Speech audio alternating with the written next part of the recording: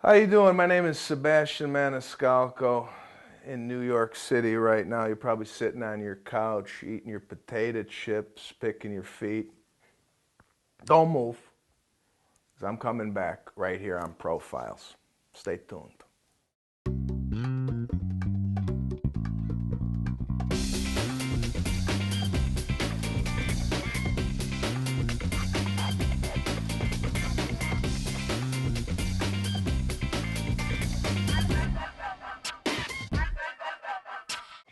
Welcome to Profiles. I'm Desi Sanchez. Today's guest is stand-up comedian Sebastian Maniscalco, one of 4 comedians featured in Vince Vaughn's Wild West comedy show. A regular on The Tonight Show with Jay Leno and The Late Show with Craig Ferguson, Sebastian Maniscalco is currently celebrating the success of his new stand-up special, now running on Showtime, called What's Wrong with People? After a short break, we'll join our host, Mickey Burns, as he welcomes comedian Sebastian Maniscalco to Profiles.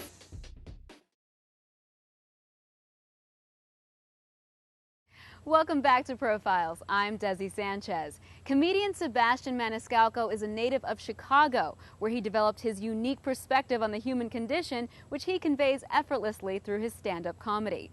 After 7 years of waiting tables in LA, Maniscalco finally got his big break when Vince Vaughn included him in his Wild West comedy tour in 2005. Since then, he's been one of the hottest comedians on the stand-up circuit. So let's join our host, Mickey Burns, on location in the heart of New York City as he welcomes Sebastian Maniscalco to Profiles. Another big deal breaker for me, when I go to the girl's house for the first time, ladies, be prepared for the come over, okay? Have some options. You come to my place, I'm ready. I have stuff. It's like a hotel. As soon as we walk in, I turn around. Want a little Diet Coke, apple juice, wine? What do you want? Sebastian Maniscalco, welcome to our show Profiles. Thank you very much for having me. Appreciate it. For our viewers, you are a rising star in the comedy world and especially in the stand-up circuit, and have been doing so for quite some time. Started stand-up in 1998. Wow. Moved out from Chicago to Los Angeles, not knowing anything about the entertainment business, to start a career in stand-up. And my family is very supportive of it. Sure, So. and you've been doing it, you know, as you said, for many years, and it's taken many years of practice and devotion to get where you are today. But how did Sebastian Maniscalco originally get the comedy bug? As a small kid, I always enjoyed going in front of the class and giving a book report or a presentation. Ham. Yeah, but never a class clown. Very shy, but when I got on stage or got in front of people, I felt very comfortable.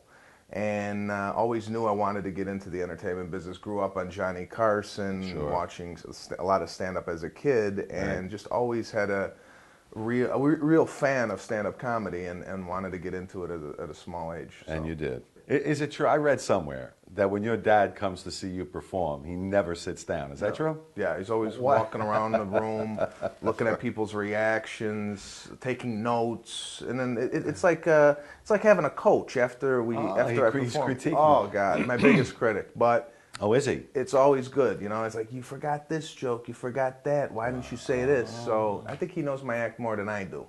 Oh. Yeah. Now, when did you graduate from Northern Illinois University? When you did that, how did your parents react after graduating from college and you sat down with them and you said, I want to be a stand-up comedian? They always knew I loved it, and then when I told really? them, it was 100%, you know what, do whatever makes you happy. Because I wanted to do this when I was 18 years old, when I was a freshman in college. I wanted to leave college, go to Los Angeles, and my father had to sit me down and said, listen, get the degree, Okay. and then you can do whatever you want. So I did that, and then they were just as long as I was doing what made me happy, they were Sure. happy. Now, someday if you fall back on that degree, it would be in what? Corporate organizational communication. I'm sorry for laughing. Whatever that is. I'm sorry for laughing, yeah, but it laugh. just sounds like so opposite of what you're doing today. It's the only school I could get into in college. I wanted to be an accountant, failed accounting. Wanted to be a journalist. I couldn't get into the journalist school because I failed the English exam. Right. So I asked my counselor, what is the only thing you don't need to take a test to get into. And they said corporate communication. I said, sign me up. So, Right. Now, regarding your act, you recently said, I like pointing out the absurdities in life. So no limit to the amount of material in that case. it's whatever I kind of see around me. I have a very strong point of view. I kind of dislike people and human behavior and the way people act. Right. I mean, just yesterday, I was sitting down in a little common area eating food. Right. And I don't know if this is common in New York City, but a guy came and sat at my table to share. I'm not into this sharing tables. Right. You know, I don't even like going out to lunch with my friends, let alone a stranger. So I don't know. It just seems like people today have a different way of thinking than I do. Now, your comedy style, I read, is called observational humor.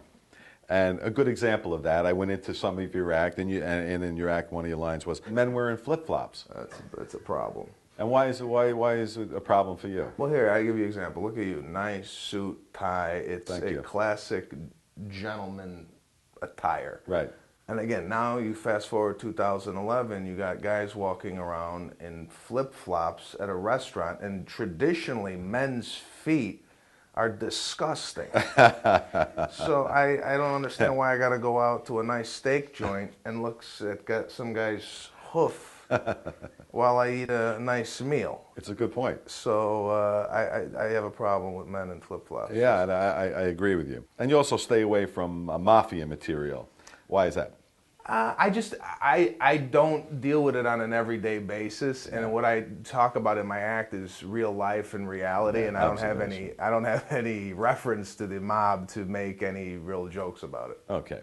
Now, before making it big, and you have made it big on The Tonight Show and Comedy Central, et cetera, but I read that your first stand-up act was so bad that the audience booed you off the stage. Yeah. True? That was in college. That's true? Yeah. I tried stand-up in college. I won a contest to open up for the national headliner who was coming to the school. Who was that? Do you remember who it was? Forgot his name. Forgot his name. He's a nobody. Yeah, well, I guess he's not much of a headliner anymore. So I went out there, primarily black audience, and I was dying, and I kept hearing, Sandman! I didn't know what Sandman was, but apparently it's what they scream at Showtime at the Apollo. It comes with the hook. Yeah. That's so okay. I had no idea what was going on, and it was probably one of the worst experiences I've ever had. But I knew I loved it being on stage. It just took a practice. That's all. So you took a positive slant. Yeah, I know. I cried for 3 days, but after that, were you I prepared, snapped out. or were you winging it up? No, there? I was prepared. I had material. They just didn't get it. And apparently it wasn't funny.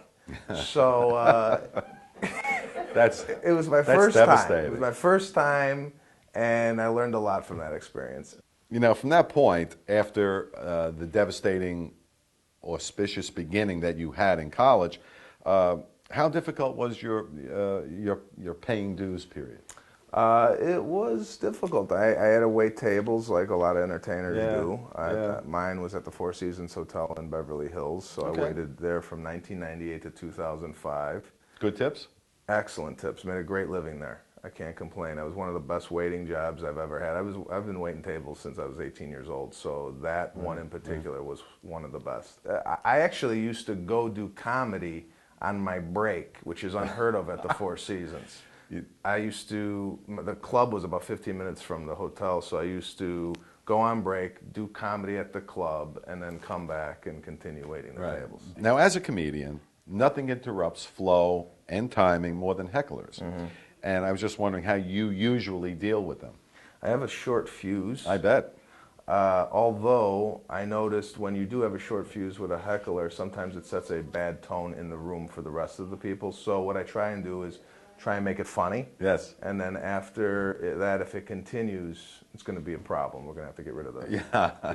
So you have trouble getting back into your act when you're concentrating on a heckler? Well, whatever joke that I'm in that has been interrupted, it's hard to pick that joke back up. I would think. Again. You just kind of have to scrap it and then go on. Other than that, it tends to be a problem. Yeah, yeah. Shut up! No. Thank you. Thank you.